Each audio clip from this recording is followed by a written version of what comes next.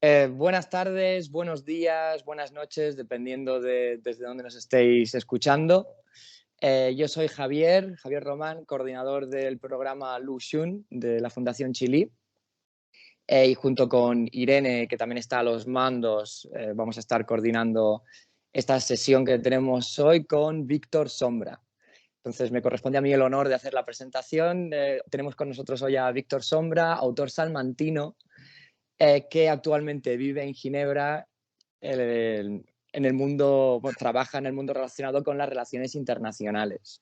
¿Por qué menciono esto? Porque es ese mundo de las relaciones internacionales donde se van hilvanando los hechos que ocurren a menudo en sus novelas. Es decir, es algo que las novelas transpiran a menudo, ese mundo de las relaciones internacionales. Algunas de sus novelas, incluye novela y ensayo, algunas de sus novelas serían, por ejemplo, Aquiescencia, luego A doble ciego, creo recordar que es la última que has publicado, ¿verdad? Sí. Y La quimera del hombre tanque, que es la novela de la que vamos a hablar hoy, cuyo trasfondo toca pues, esa imagen tan icónica del el hombre tanque en la plaza de Tiananmen. Y también algunas de sus publicaciones incluyen ensayo, como he mencionado, como El cuarto de derrota. Es un honor tenerte aquí, Víctor, y sin más preámbulos, te cedo la palabra. Muchas gracias, Javier.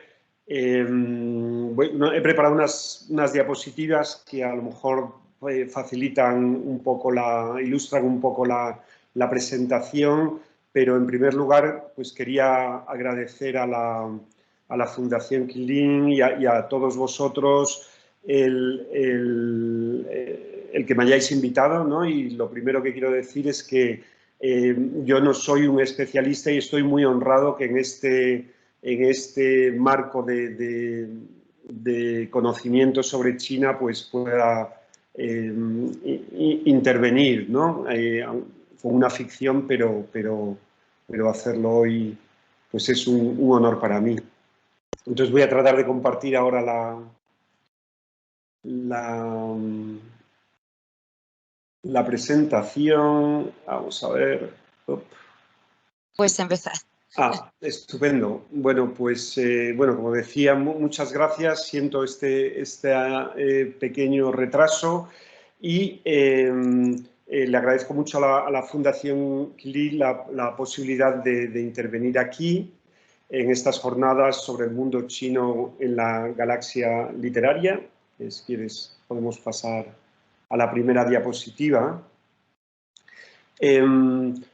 La conversación va a centrarse en esta novela que fue publicada en el año 2017.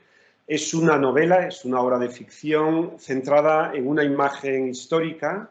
Es la persona que se encara con una columna de tanques el 5 de junio de 1989 en el marco de la ocupación de la plaza de Tiananmen y su posterior desalojo, que tiene lugar el 3 y 4 de junio de ese año.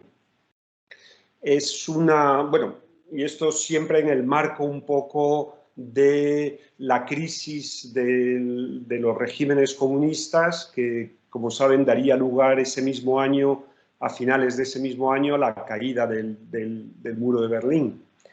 Es, por tanto, una ficción que está engastada sobre un hecho histórico, un hecho concreto y una imagen real, pero sobre ella se monta pues, una hipótesis de ficción, ¿no?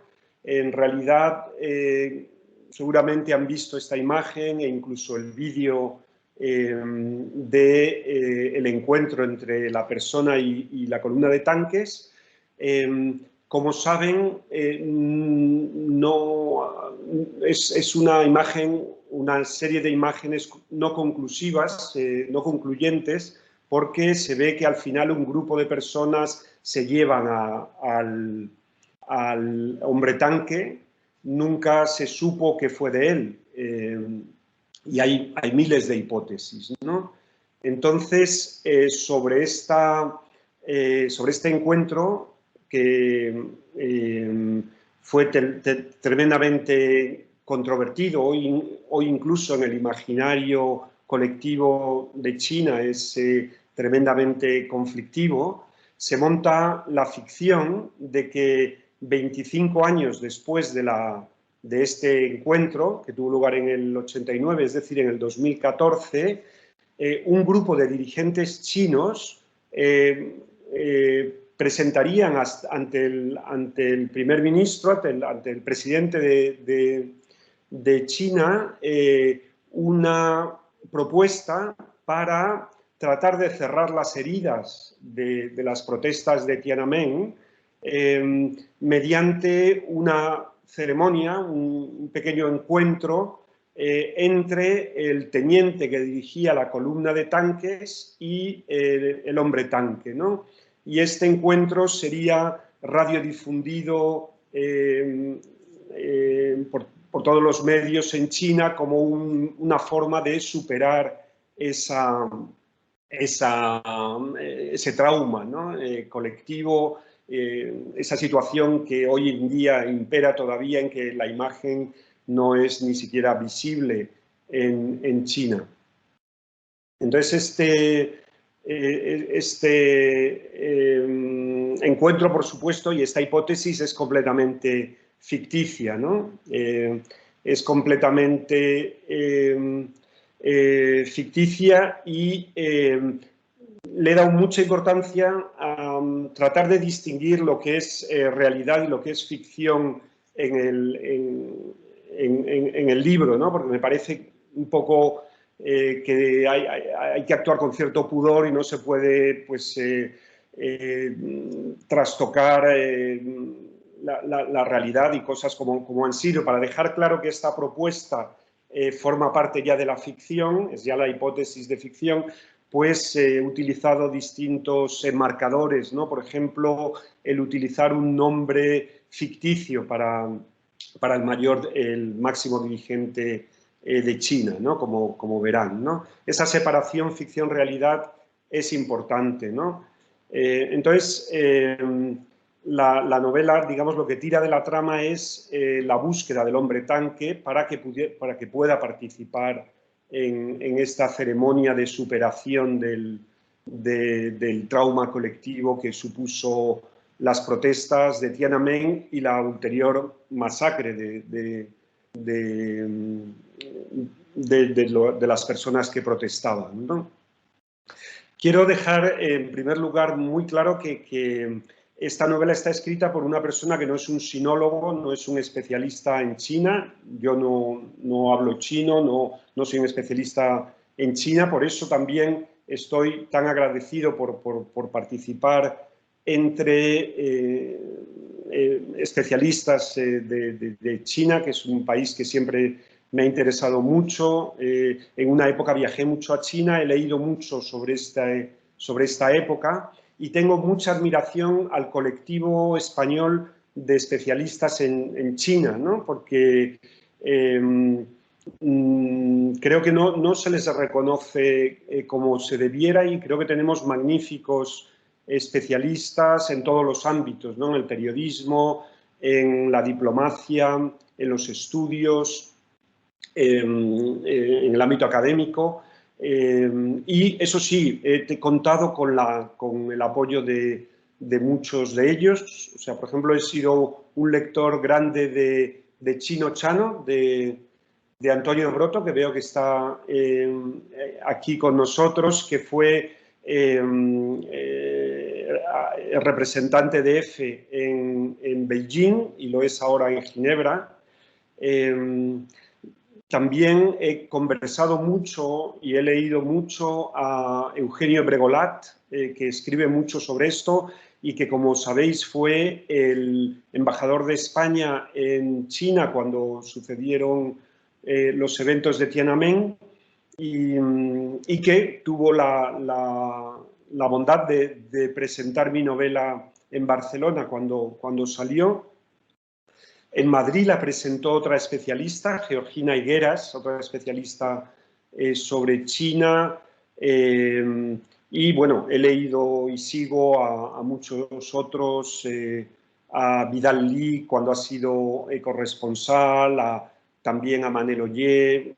O sea, creo que tenemos una cantidad enorme de altos especialistas y muy cualificados y que no se les reconoce como debiera. Por cierto, hasta para conocer un pequeño detalle, hice una consulta a un sinólogo que no tiene nada que ver con temas políticos y sociales, pero que es un gran especialista en literatura y que vivió mucho tiempo en China, ginebrino, que es el profesor Billeté.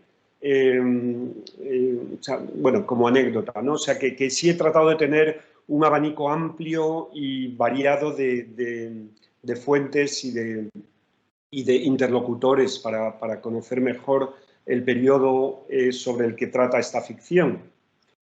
Si quieres podemos pasar, Irene. Porque de alguna forma estas tres últimas novelas que he escrito para Random componen una saga, le llamo China de baja intensidad, porque no es que China sea el tema central sobre ellas, pero China tiene una influencia grande en todas ellas, en unas más que otras, ¿no? Y reflexionando un poco al preparar esta charla, por qué China en estas novelas de espías tiene tanta influencia, pensaba que cuando escribí la primera, que es ya de hace bastantes años, del 2012 creo, pensé en un cambio de paradigma sobre la novela de espías tradicional, ¿no? No quería hacer de alguna forma un anti-James Bond, ¿no? Un anti-espía occidental muy cercano a sus valores, ¿no? A los valores de Occidente. Pues pensé, vamos a hacer un anti-James Bond que sería un espía comunista, ¿no? Pero claro, el problema que me encontré es que ya no había comunismo, ¿no? O sea, diseñé un personaje que se llama Darry, que tiene un pasado bien anclado en el comunismo, es un superviviente de las masacres de Suharto en el año 65 en Indonesia, que es acogido por una familia australiana de sindicalistas y se cría con ellos, pero se cría además manteniendo un poco su origen chino y actualizando. Sus padres le ayudan a mantener la lengua y la cultura china también, ¿no? Es una persona muy convencida con unas convicciones comunistas fuertes, entonces se enrola como agente secreto en el HBA, que es el servicio secreto de la RDA, en los años 80, ¿no? Que dirigía Marcus Wolf. Pero claro, ya se empieza a tambalear el régimen y él está en China cuando empiezan estas turbulencias que afectan a todos los regímenes socialistas, y lo que hace es pasar a trabajar para China. Y pasa a trabajar no para, digamos, el Ministerio de Seguridad o el Ejército chino, sino para una organización completamente ficticia que se llama Canje, que es una organización que combina, como hace en tantas ocasiones China, la participación pública y privada. Es una especie de agencia semipública que lleva a cabo todo tipo de intervenciones secretas, tanto en el ámbito empresarial como diplomático e institucional, ¿no?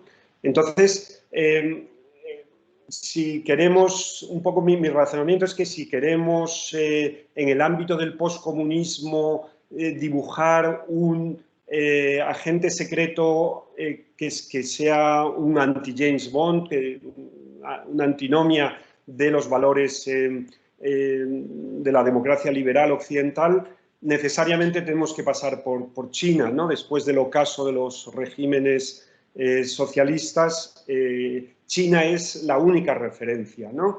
Entonces ya veremos que Darry tiene muchas reticencias respecto al régimen chino porque está formado en un socialismo más tradicional, pero es su única posible conexión a un relato alternativo, a un relato que trate de recuperar algunos de los valores del socialismo. Incluso en la última novela, A doble ciego, que es de este año, hay también una conexión a China y una conexión a través de Canje, ya menos de una forma un poco más lateral, ¿no? Pero podemos pasar, Irene, si quieres. Pero hoy nos centramos en el hombre tanque, ¿no? En el relato social y en los datos que tenemos sobre el hombre tanque, porque podía parecer una imagen inequívoca. Hay muchos testimonios gráficos de la CNN, hay una grabación, hay muchos varios fotógrafos de agencia que también toman fotos, y la mayor parte de las fotos se toman desde el Hotel Beijing.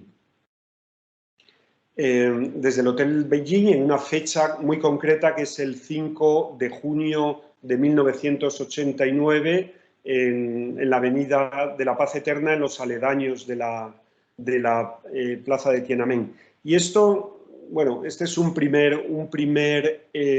primera sorpresa, ¿no? Porque la imagen, cuando se relaciona con los disturbios en la plaza de Tiananmen, uno piensa que la columna se está dirigiendo a desalojar la plaza y el viandante lo que trata es de impedir que los tanques lleguen a la plaza. Pero esto no es así, y hay dos datos que contradicen esa impresión inicial.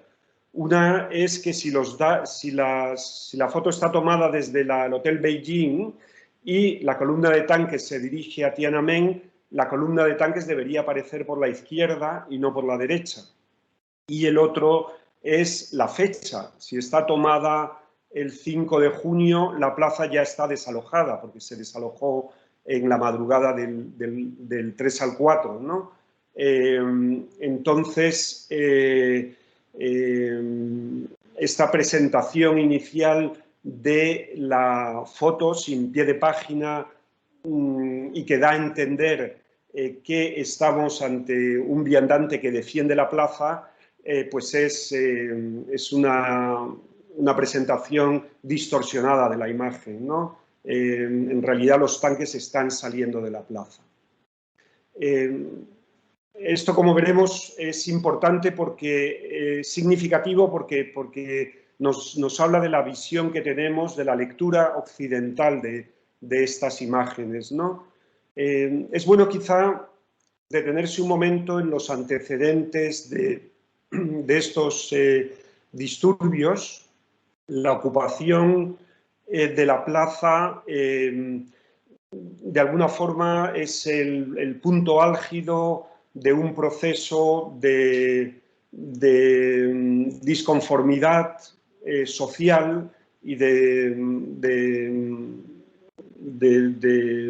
agitación social que tiene como parámetros de alguna forma el proceso de liberalización en que está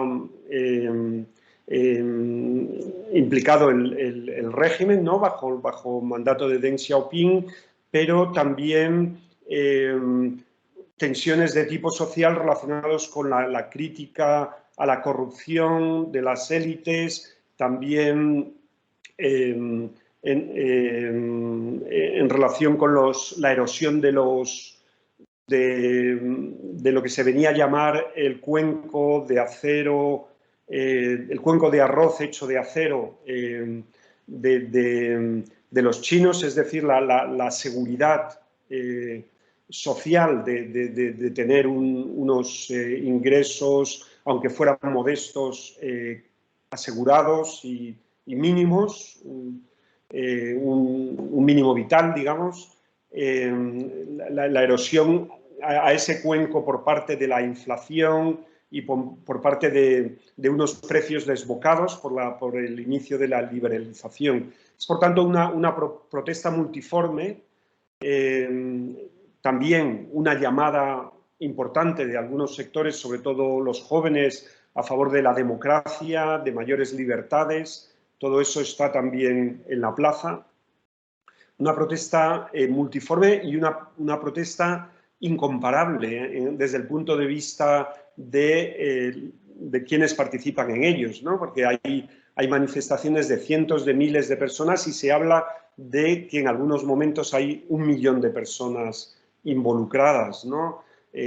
La plaza está organizada, tiene servicios para procurar servicios sanitarios, para procurar dar de comer a gente, trasladar a distintas personas de un lado a otro. Hay también momentos de gran tensión y de grandes disputas entre distintas facciones dentro de la plaza, porque es una ocupación muy larga. Empieza el 15 de abril y termina el 4 de junio. Y hay además varias huelgas de hambre, y hay un proceso de radicalización de los estudiantes al mismo tiempo que quieren llevar al extremo la protesta, mientras que otros quieren llegar a un compromiso con las autoridades. El Partido Comunista está también completamente dividido. Ahí Li Peng representa esa facción más de mano dura, que al final va a imponerse, mientras que Zhao Ziyang, que era el secretario general del Partido Comunista, califica las protestas de patrióticas e incluso se dirige a los estudiantes con palabras de compasión, llamándoles a que cesen en la huelga de hambre, diciendo que nosotros ya somos mayores, no importa lo que nos pase, pero el futuro está en vuestras manos, tenéis que preservar vuestra vida, es lo más importante. O sea, muestra la sintonía de una gran parte de la población y del Partido Comunista con las protestas, ¿no? Unas protestas en las que había también funcionarios, miembros del ejército, muchos estudiantes, obreros, eran completamente multiformes. Y también otro elemento importante es que es una revolución o una revuelta por primera vez retransmitida, ¿no? Ya la televisión por cable es fuerte en el año 89 y hay cientos de periodistas en Beijing esos días, precisamente porque va a venir Gorbachev y va a poner fin a la disputa sino-rusa, ¿no? y a las tensiones sino-rusas. Es una visita muy importante, ¿no? Y eso también va a tener su efecto, ¿no?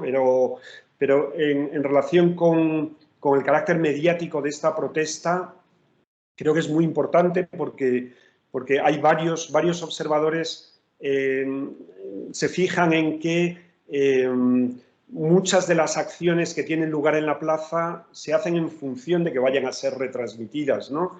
Y hay cierto convencimiento en los estudiantes de que no va a haber un desalojo de la plaza por la fuerza mientras esa retransmisión tenga lugar y ese reconocimiento urbi et orbi de lo que está pasando allí por parte de la CNN. Bueno, como se verá, eso al final no es así y va a haber un desalojo brutal. en parte también influye mucho que Gorbachov, una visita de Estado tan importante, va a tener la ceremonia de acogida en la plaza, y esto se demuestra imposible, y tienen, de manera un poco vergonzosa, tienen que hacer la ceremonia de acogida a Gorbachov en el aeropuerto, ¿no? Bueno, y finalmente decir que en la imagen del tanque, de la columna de tanques, la suerte del hombre tanque es completamente desconocida y indeterminada, ¿no? Se ve que se aleja acompañado por unos civiles después de, si han visto por completo la secuencia del vídeo, ven que el viandante para varias veces la columna de tanques, los tanques tratan de pasar sin hacerle daño, se detienen, cuando les vuelve a detener, pues tratan de ir por otro lado.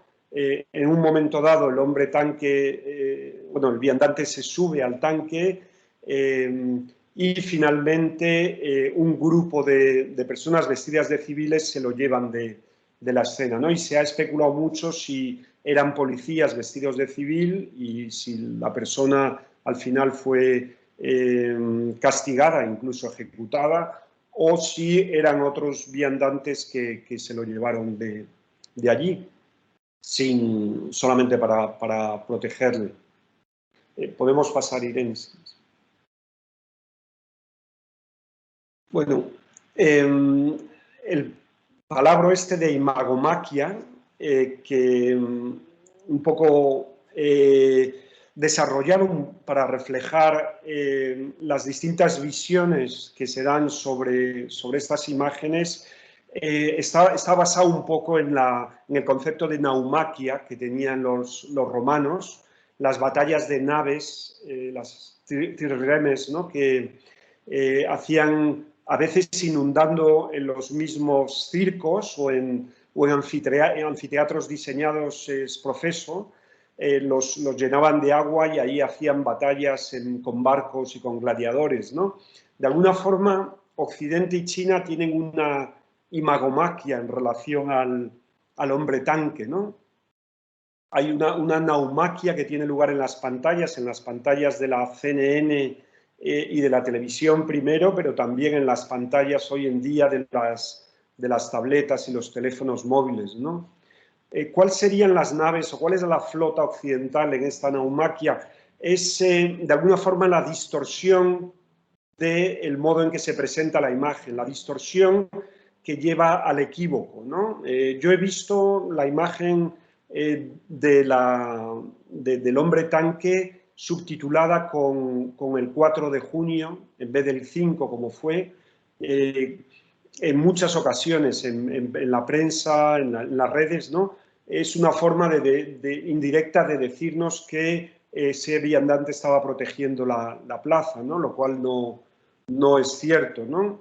El tema, y esto nos lo dice también la dirección en la que está encaminado uno y otro, ¿no? Los tanques y el viandante.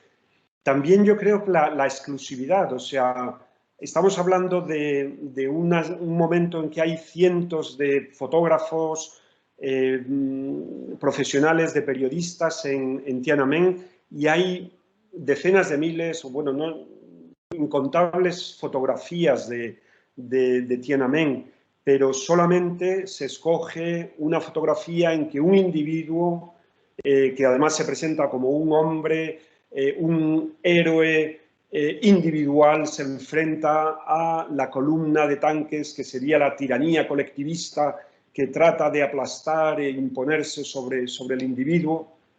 Esta visión occidental está también apoyada por la supresión de miles y miles de imágenes en que un colectivo actúa en conjunto, interviene en asambleas, baila, come juntos, se organiza, estudia, durante semanas y semanas, ¿no?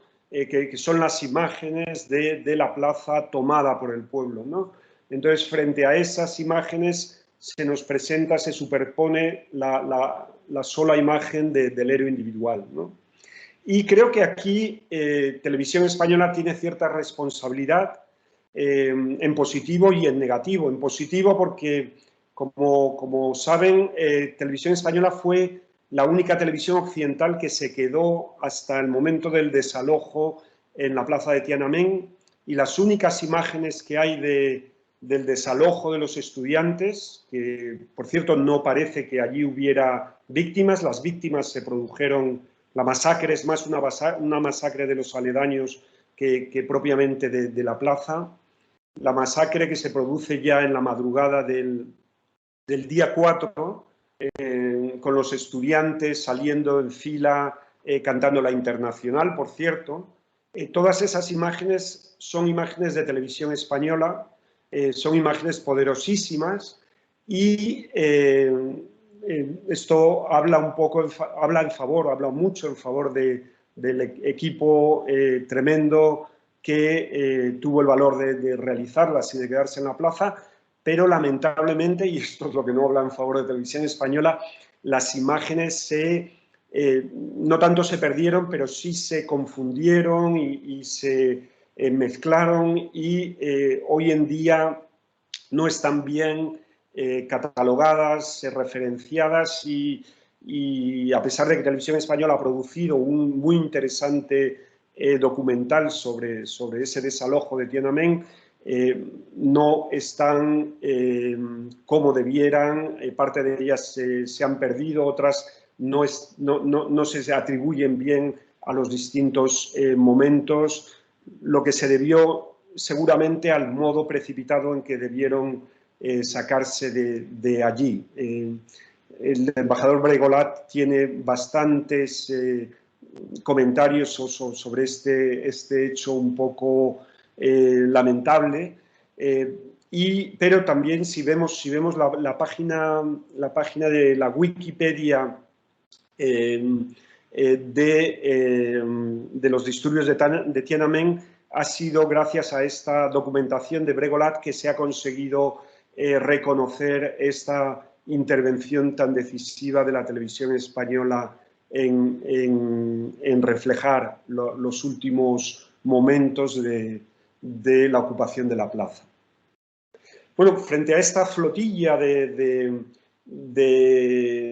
imágenes o de la imagen occidental, esta rutilante nave individualista del relato occidental, del relato gráfico occidental, está el submarino chino, ¿no? Porque en China esta imagen es invisible. Es invisible, no lo fue siempre, porque se mostró días después de que sucedieran los hechos en la televisión estatal, como una forma de justificar la humanidad del Ejército Popular Chino, como trataron de impedir en todo momento dañar a la población. Se utilizó de esa forma, pero en un momento dado debieron pensar que tanta humanidad era casi como debilidad, porque como ven el viandante se sube al tanque, no le pasa nada, detiene la columna varias veces, y decidieron hacerla desaparecer por completo. Y la imagen es completamente invisible hoy en día, tanto en televisión, por supuesto, pero en las redes, y hay una sistemática persecución y supresión de la imagen, hasta el punto que se han utilizado varios modos de presentar la imagen indirectamente. Una es la de los patos de goma, como vemos aquí, pero incluso el pato de goma deviene un objeto reprensible o censurable en cuanto se acerca el 4 de junio, ¿no? Porque se ve como una forma de celebrar, de recordar la masacre de Tiananmen, ¿no? Pero más allá de que esta imagen es invisible, hay hay un crítico literario Wolfgang Isser, que habla en relación a la novela, que la novela calla lo que la constituye, calla su fundamento, ¿no? Lo silencia, ¿no? Y de alguna forma se puede ver eso también en relación a esta imagen, en relación al relato social que conforma hoy en día China, ¿no? Si vemos la imagen del hombre tanque, vemos cómo se puede ver casi como una danza o un juego de espejos en que el viandante va a un lado, el tanque va a un lado, el viandante va el viandante va a un lado, el tanque mimetiza su movimiento al lado contrario y vuelve a hacer lo mismo. Hay ahí al final un empate, un compromiso, ¿no? Y ese compromiso, ¿qué significaría en el ámbito de Tiananmen y en los años que siguen, ¿no? De alguna forma es un compromiso de que se acepte que China, bajo la égida de Deng Xiaoping, se sume al concierto de las naciones, entre en la Organización Mundial de Comercio, a través de la liberalización económica, una liberalización bastante completa, cumpliendo los requisitos de la OMC, y se le permite la represión de las libertades, se le permite ese autoritarismo impuesto a partir de esa fecha, del 89, ¿no? Y que corta un proceso creciente de mayor libertad de prensa, mayor libertad de expresión, ¿no? Entonces, hay una especie de compromiso entre Occidente y China de, vale, os permitimos este autoritarismo y a cambio vosotros entráis en el concierto comercial con el resto de las naciones. Vamos a tener la fábrica del mundo, el mayor mercado del mundo, y se va a seguir permitiendo esta vertiente autoritaria, ¿no? Entonces, de alguna forma, esta imagen invisible representa también eso, ¿no? Ese compromiso entre Occidente y China, que es un compromiso vergonzante, ¿no? Es un compromiso que da lugar quizá también a un trauma colectivo, ¿no? Y entonces se puede ver esta imagen invisible como un trauma que de alguna forma se trata de exorcizar en la novela mediante un proceso de búsqueda del hombre tanque y de encuentro del hombre tanque para, de una forma psicoanalítica, al hacer aflorar la imagen del trauma, tratar de superar socialmente ese trauma colectivo, ¿no? Podemos pasar, Irene.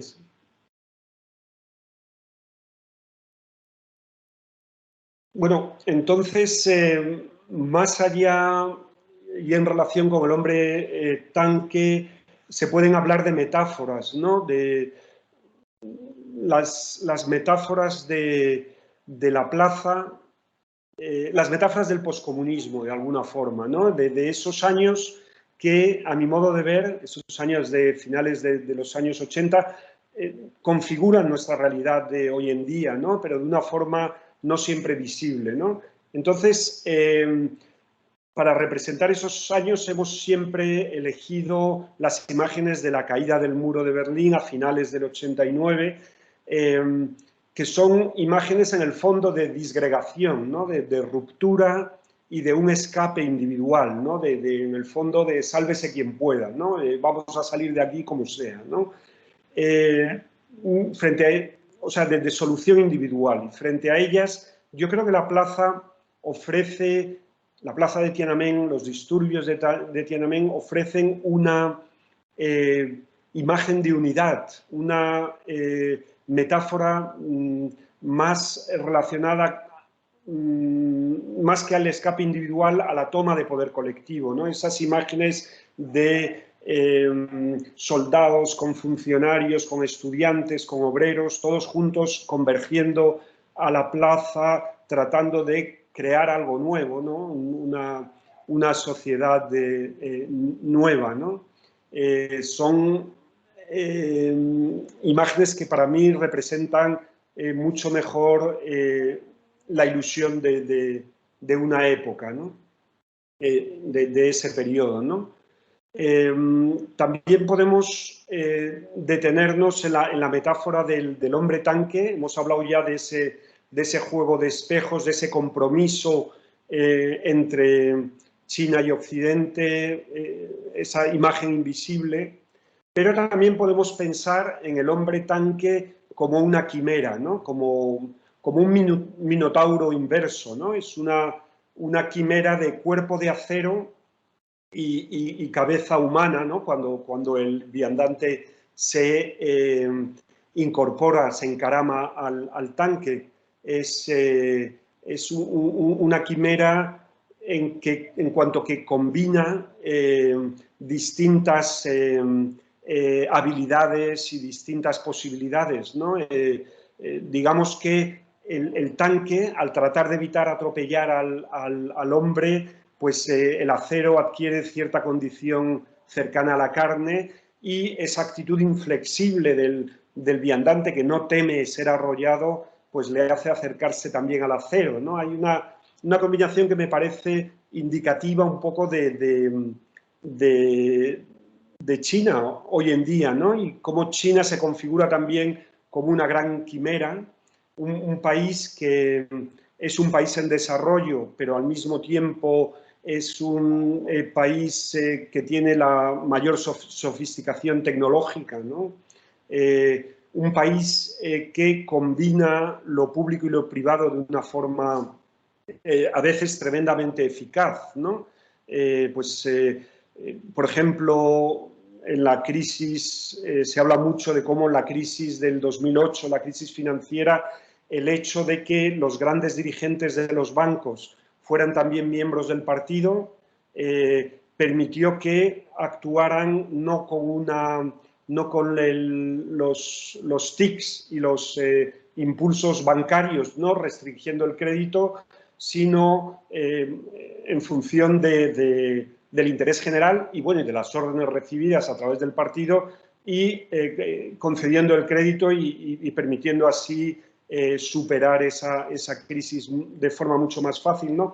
Hay un componente quimérico ahí de combinación de lo público y lo privado que yo creo que está en parte en la eficacia y en el éxito de China en el campo económico, y no solo. Ahora cuando estamos viendo, sobre todo, que frente a los grandes desafíos globales, como en temas como el cambio climático o las pandemias, es necesario una intervención planificada, ¿no? O sea, que no basta con el libre juego de los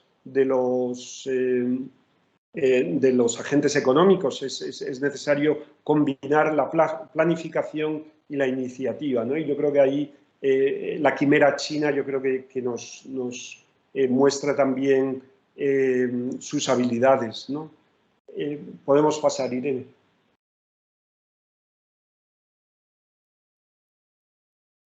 Bueno, entonces, ya alejándome un poco, a lo mejor también de la novela, ¿no? Porque, y entrando un poco en qué lecturas se pueden dar hoy en día al hombre tanque, a una imagen que es del año 89, pero que yo creo que todavía tiene una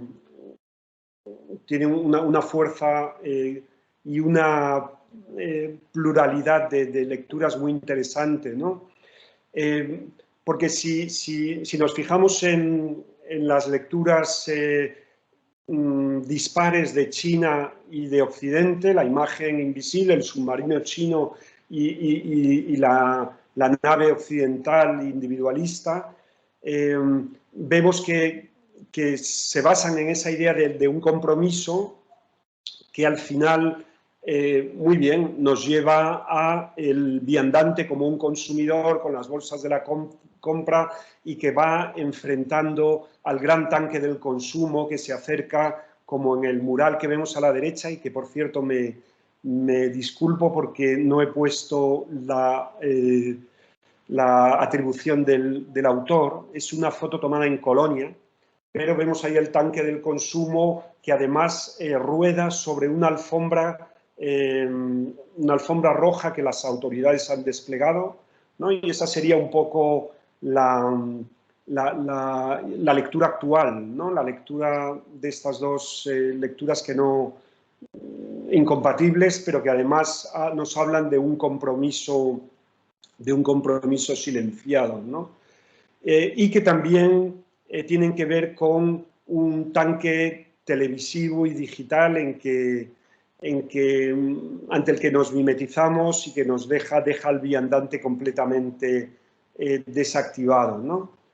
Frente a esas lecturas podemos tratar de ver qué otras lecturas basadas un poco en esa metáfora de la plaza podrían tratar de construirse, ¿no? Y creo que tengo una diapositiva más sobre estas posibles lecturas. Irene, si quieres, pasamos.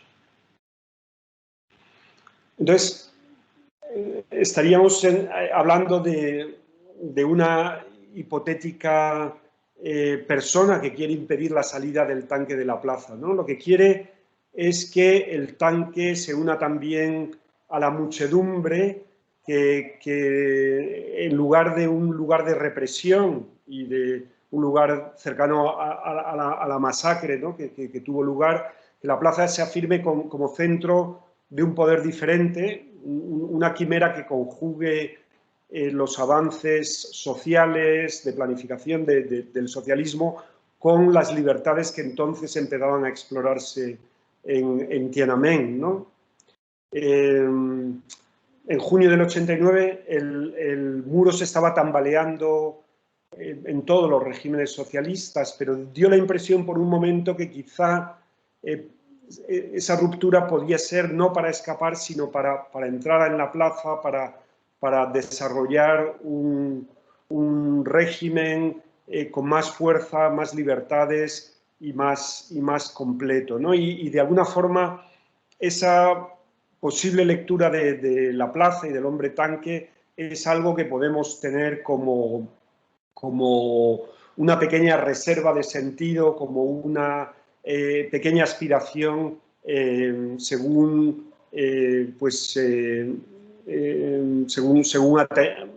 atendemos hoy en día a la evolución de China y del mundo. Pues muchas gracias.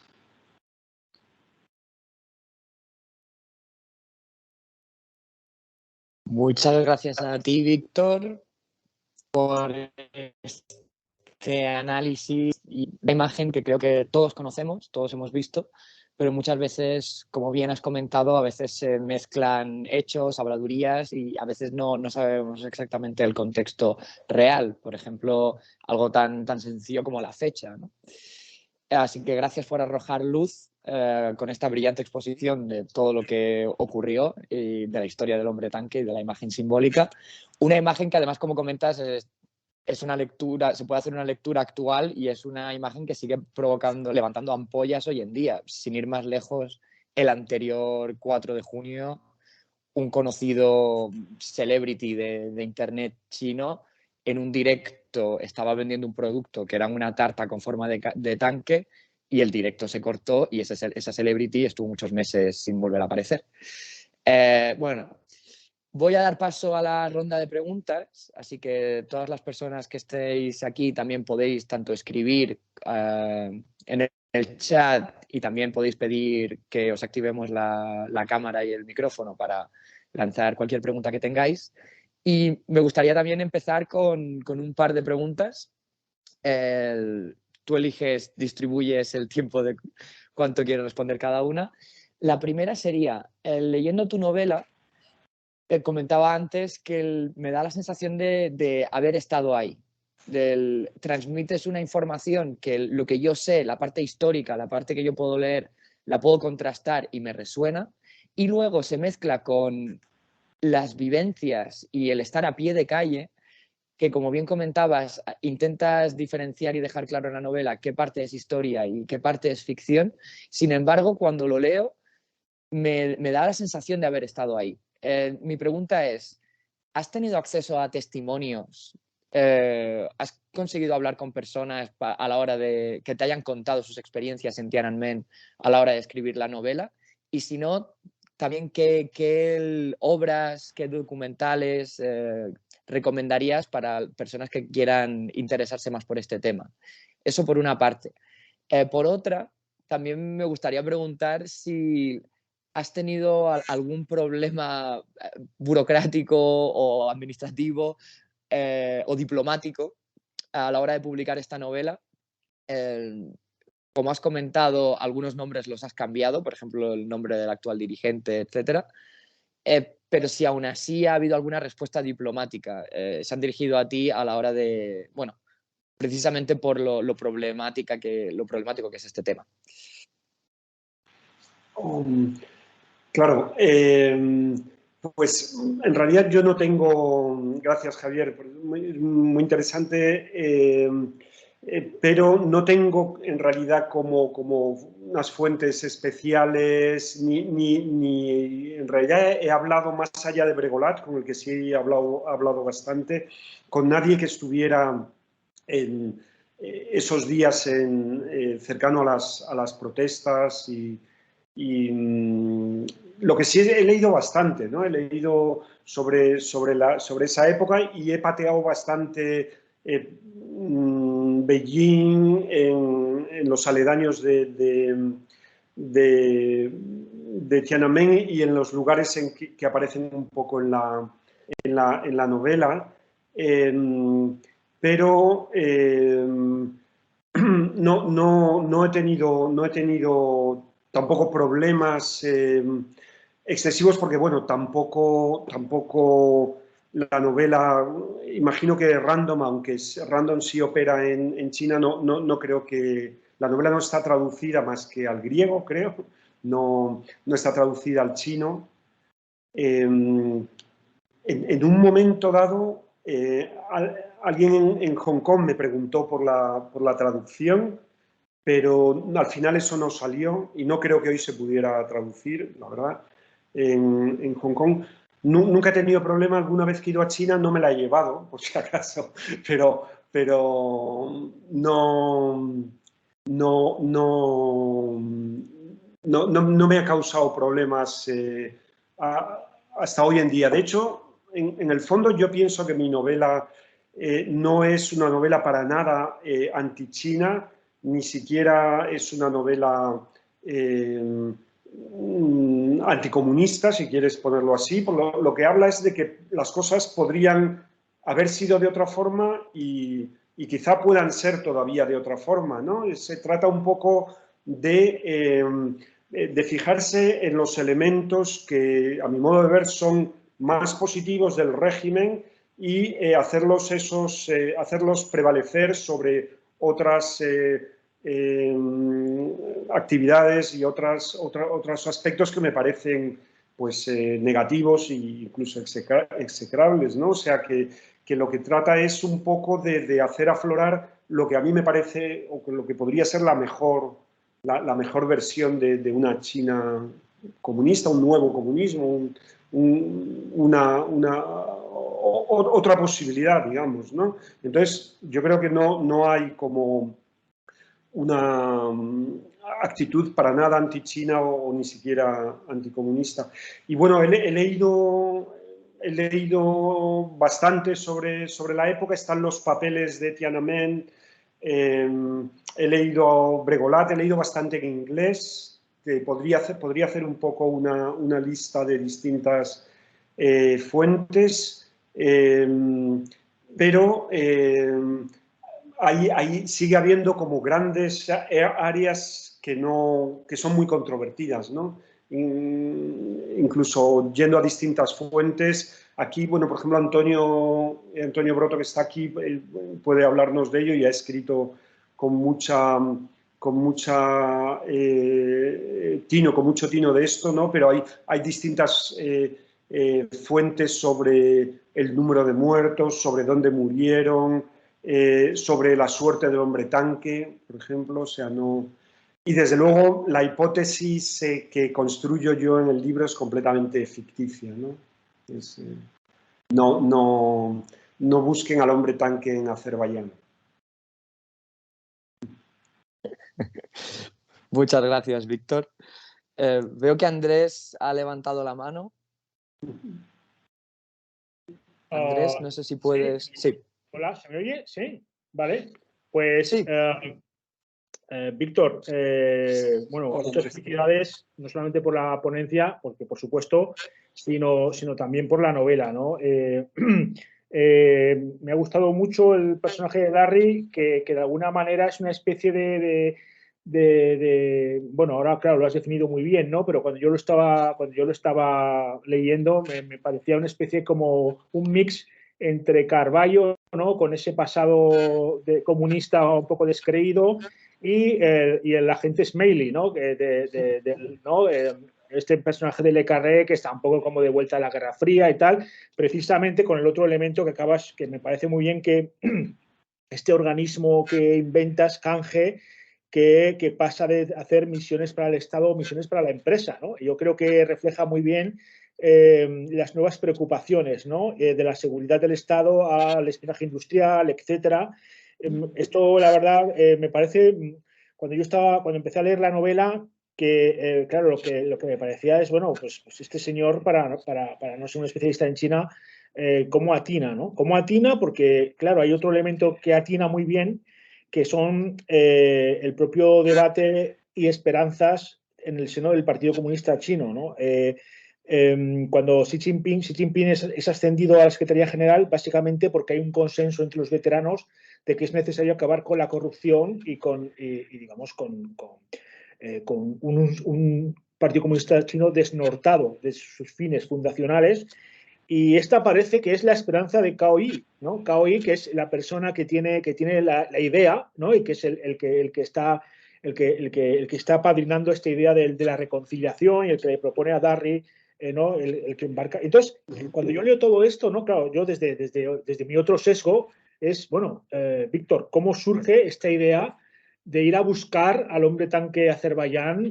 ¿Cómo surge esta idea de la reconciliación? ¿Cómo surge esta idea precisamente de recoger estas tensiones que hay dentro del Partido Comunista Chino y darle esta forma, ¿no? Porque, a ver, para que surjan las ideas hay que tener un conocimiento, ¿no? Claro, no, ya, claro, Andrés, no, es muy interesante lo que dices, y de hecho yo creo que tú estarías más capacitado de responder si piensas que, o sea, si la hipótesis del libro te parece viable, si esos intentos de reconciliación y de superación del pasado pueden llevar en un momento dado a tratar de pasar página, ¿no? De una forma como contempla el libro, ¿no? Bueno, yo ya te digo, mi conocimiento, aparte de haber viajado bastante durante unos años a China y tener algo de trato con distintos niveles de la sociedad, es sobre todo lecturas, pero yo sí pienso, o sea, lo que dices tú de esta diversidad de puntos de vista y de modos de afrontar la evolución del régimen, yo creo que a lo mejor no es a simple vista, no se puede ver, pero en cuanto hablas un poco con la gente en más detalle, pues sí, te das cuenta de que no es todo blanco y negro, no es como si hubiera dos opciones, que fuera que China se convirtiera en una democracia liberal y B, que siguiera siendo autoritaria, ¿no? O sea, para empezar, es todo mucho más complejo, hay niveles de participación social que en Occidente no se ven, Las autoridades chinas están muy deseosas de saber lo que opina el pueblo en todo momento y hacen todo tipo de encuestas y de formas de evaluar un poco las actividades, las iniciativas que toman. O sea, yo creo que sí hay un territorio abierto para una evolución diferente, ¿no? Y un poco ese es el terreno que quiere cultivar la novela, ¿no? Que quiere explorar la novela con esta propuesta que es completamente imaginaria y ficticia de una propuesta de un encuentro televisado, ¿no? Gracias. Veo que Antonio ha levantado la mano. Antonio, no sé si puedes quitar el silencio del micrófono.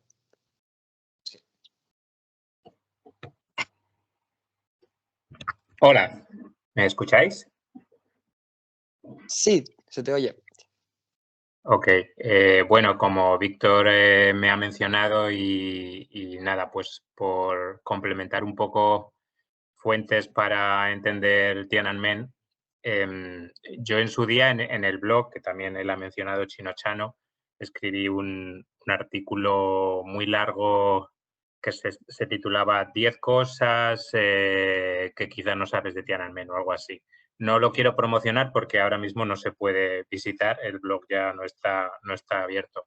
Pero para hacer ese artículo me basé mucho en un artículo multimedia con imágenes, vídeos, fotos, texto del South China Morning Post, que lo he estado buscando ahora mientras estabais hablando, y se llama Voices from Tiananmen, del South China Morning Post, y es buenísimo, es entretenidísimo seguirlo y os lo recomiendo en general, South China Morning Post es muy buena fuente sobre China porque está como entre los dos mundos, está entre Occidente, es un diario hongkonés, es un diario pues que tiene la visión de Occidente, pero son chinos, conocen mucho más China, muchos de ellos bueno, son periodistas que leen chino, entonces es una muy buena fuente. Y bueno, no sé, se me han ocurrido muchísimos temas mientras estaba hablando Víctor. Por mencionar uno, él ha dicho como que Li Peng era el malo en esta historia y Chao Ziyang era el bueno. Y yo creo que cuando murió Li Peng, que murió en el año 2019, ha habido cierto intento como de aliviar un poco esa dicotomía, ¿no? Ese maniqueísmo. Porque Li Peng, por ejemplo, y hay muchas imágenes de esos días, Li Peng negoció con los estudiantes.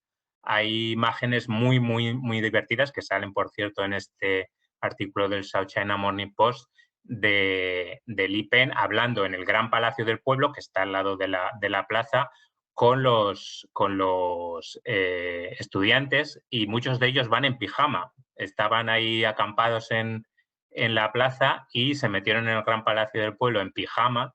Sale uno muy famoso que es Wu Erkaixi, que es uigur, ahora está exiliado, y sale y los vídeos es Wu Erkaixi en pijama gritándole a Li Peng diciendo eres un corrupto, no sé qué, son buenísimas esas imágenes.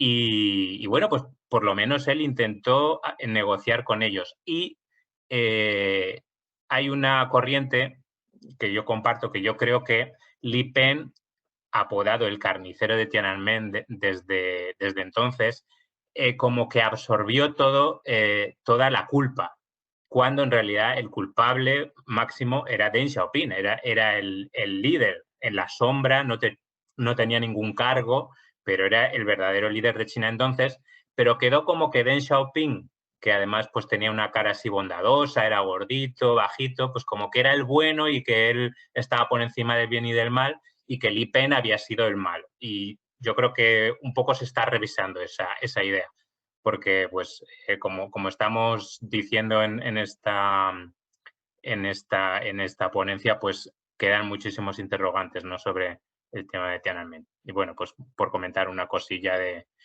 esos hechos que la verdad es que son apasionantes. Sí, dice Gracias, por el chat Antonio. Andrés. Uy, perdona, Javi. Bueno, dice eso Andrés por el chat, que está de acuerdo con lo que acaba de compartir Antonio. Sí, Face. Gracias, Antonio, por esas referencias. Y bueno, me doy cuenta de que el Tiananmen nos dejó varias imágenes icónicas y esperpénticas. No solo el hombre frente al tanque, también Zhao Ziyang dirigiéndose a los estudiantes con esas palabras que comentaba Víctor antes, ¿no? Nosotros somos viejos, ya no importamos, esas palabras de aliento a los estudiantes. Y luego lo de los estudiantes en pijama, que no tenía ni idea, pero que pienso buscar en cuanto termine esto. Sí, ahí en el monográfico ese del South China tenéis varias imágenes y vídeos también hay. Y hablando de imágenes icónicas, otra que me ha acordado mientras Víctor estaba hablando. Víctor estaba diciendo que se ha promocionado la idea de un hombre solo, un héroe contra el comunismo, como más individualista, y menos se ha promocionado la idea de la masa, los estudiantes, el grupo luchando.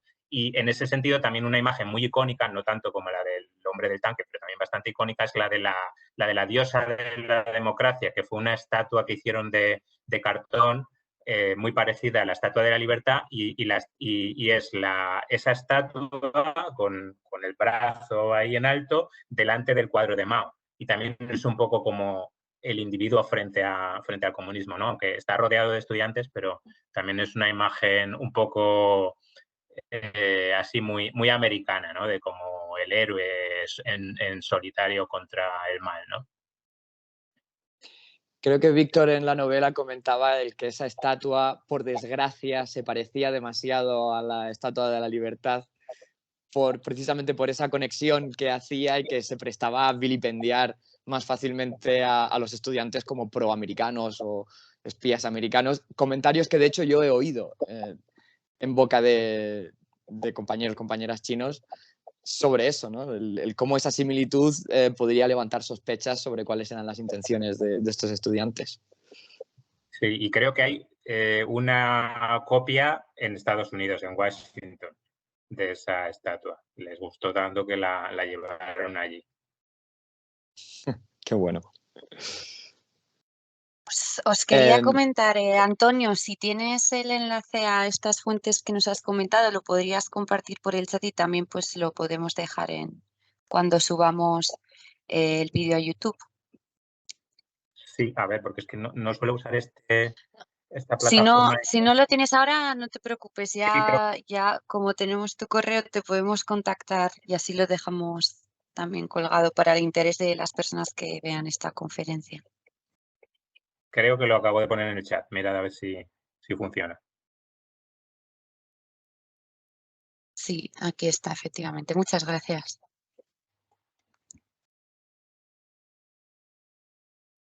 No sé si hay alguna pregunta más. En principio en el chat no. Si alguien más quiere levantar la mano, está a tiempo.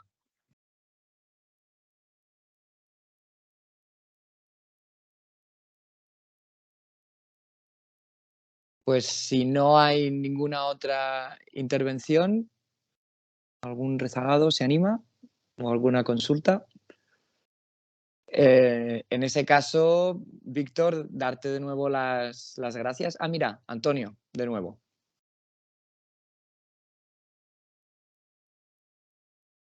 ¿Sí, Antonio?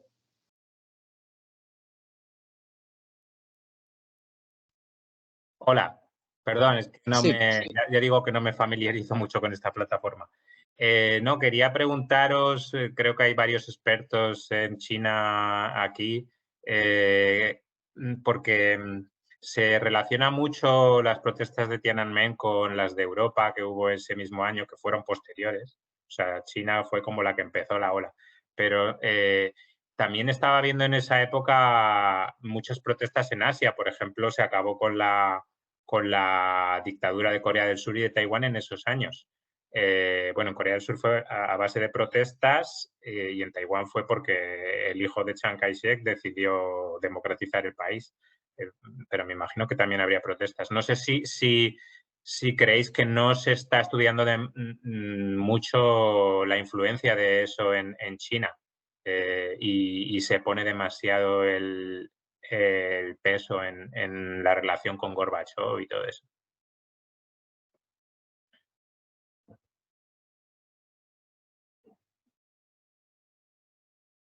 La influencia que tendrían las protestas en China como el origen para inaugurar una oleada, o las protestas en el extranjero.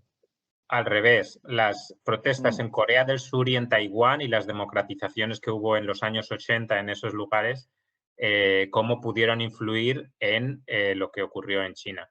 Creo que es algo que no se estudia o que todo el mundo, como fueron el mismo año que la caída de los regímenes comunistas en los países del este, pues se tiende más a mirar a Europa, pero claro, Taiwán y Corea del Sur están mucho más cerca de China y le influyen mucho más. Entonces, no sé si... Siempre me ha parecido que no se ha estudiado lo suficiente eso. Pero bueno, es una cosa que se me ocurre. Sí, no, es interesante la conexión que planteas. No se me había ocurrido antes, pero me da la sensación que muchas veces estos movimientos siempre se retroalimentan unos de otros, ¿no? Ya sea desde los nacionalismos en el siglo XIX en Europa o la oleada, la primavera árabe. Entonces, es interesante lo que planteas porque para mí, sin duda, probablemente ese clima, esa atmósfera internacional hace que lo que ocurrió en China o lo que ocurriera en el extranjero, pues también ocurriera allí. Andrés, no sé si puedes hablar. Simplemente, ¿se me escucha? Sí, ¿no? Sí. Sí. Sí, simplemente por aportar en esta línea, claro, por supuesto, sin duda, pues el mundo no está aislado y las cosas se conocen, ¿no? Pero yo creo que en el caso concreto de China, el detonante fundamental es el reverso tenebroso de la reforma. O sea, yo creo que damos cuenta que un componente importante de las personas que estaban en la plaza estaban vinculadas al movimiento sindical. O sea, es que la redacción del periódico del Pueblo al completo estaba acampado o sea, del órgano oficial del Partido Comunista Chino estaba la redacción al completo, empezado por su director, estaba acampado en la plaza de Tiananmen. Entonces, yo creo que efectivamente es un tiempo digamos, de revuelta, ¿no? En Asia, ¿no? De manera distinta, ¿no? Porque tampoco Chan Chin-kuo toma decisión porque sí, sino que hay una presión popular, ¿no?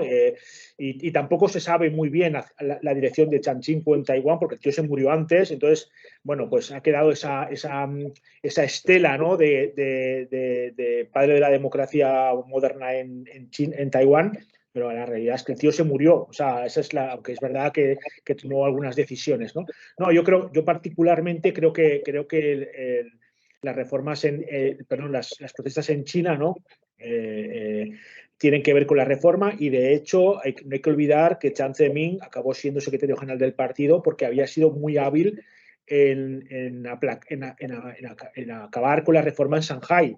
Esto es lo que hizo de Jiang Zemin el niño bonito a ojos de Xiaoping, que desde luego, como comentaba antes Antonio, es sin duda el responsable no solamente de los éxitos, sino también de los lados más oscuros, ¿no? de la reforma, que tiene que ver con bueno, pues con todo ese lado oscuro, ¿no? de la reforma, que tiene que ver con qué pasó con el interior con respecto a la costa, qué pasaba con las masas de personas que perdieron sus empleos, etcétera, ¿no? Bueno, esta es mi opinión.